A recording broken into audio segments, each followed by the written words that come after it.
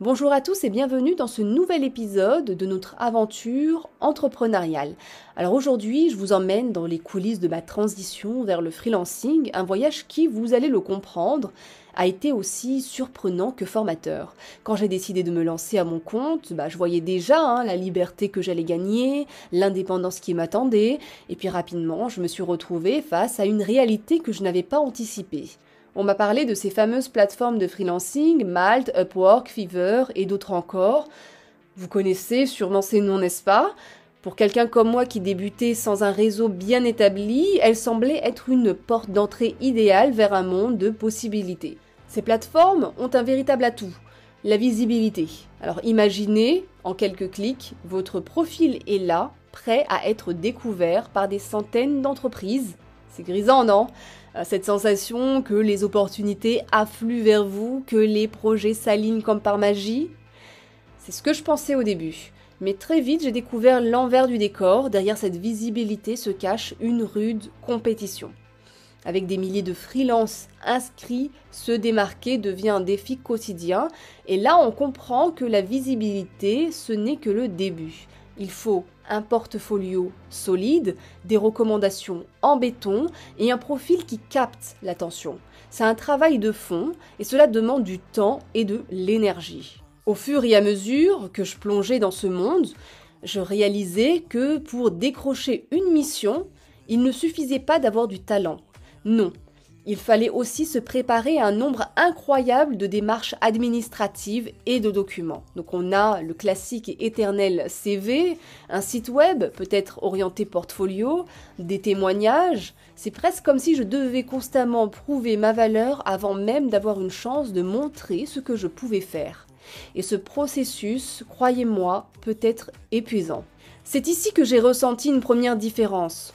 Vendre un produit ou un service, c'est une chose, mais se vendre soi-même, c'est une toute autre affaire.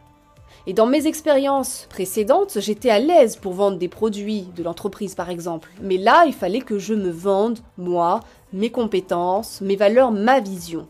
C'est un exercice particulier, un peu déroutant au début, et pour m'aider, je me suis mise à expliquer mon travail à des amis et à des proches, avec des mots simples, et cela m'a beaucoup aidé à affiner mon discours. Et puis il y a les entretiens. Ah, les fameux entretiens. Je me souviens encore, certains demandaient bien plus que de simples échanges sur mes compétences. Parfois, il fallait aller jusqu'à créer une stratégie complète en respectant la charte graphique de l'entreprise, tout cela avant même d'avoir la garantie d'obtenir la mission. C'était frustrant, mais aussi révélateur. Cette complexité m'a souvent fait me demander si je n'allais pas me faire voler mes idées. Et je sais que beaucoup de freelances, surtout dans le marketing digital, partageaient cette même crainte. Petit à petit, au fil de ces expériences, j'ai commencé à ressentir une sorte de dissonance.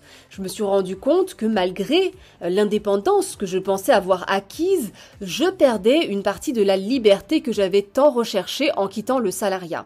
Oui, j'étais à mon compte, mais je me rendais compte que le freelancing, tel que je le vivais, n'était pas tout à fait l'entrepreneuriat que j'avais imaginé. Il y a une grande différence entre être un entrepreneur, maître de son destin, et être un freelance, souvent dépendant des exigences des clients et des plateformes. C'est une prise de conscience qui a changé ma vision de l'entrepreneuriat. Avant de pouvoir vraiment créer et façonner mon propre chemin, il fallait que je comprenne ces subtilités, ces nuances qui font toute la différence. Et c'est à ce moment-là que j'ai décidé d'aller plus loin, de ne plus seulement me contenter du freelancing, mais de créer quelque chose de plus grand, de plus personnel. C'est ainsi qu'est née l'idée de mes formations en marketing digital. Cette nouvelle aventure, c'est la suite logique de mon parcours. Mais c'est aussi une réponse à ce besoin profond de créer, d'innover et de partager ce que j'ai appris avec d'autres. Parce qu'au fond, c'est ça l'essence de l'entrepreneuriat, ne pas seulement suivre un chemin tout tracé, mais en créer un qui soit vraiment le vôtre.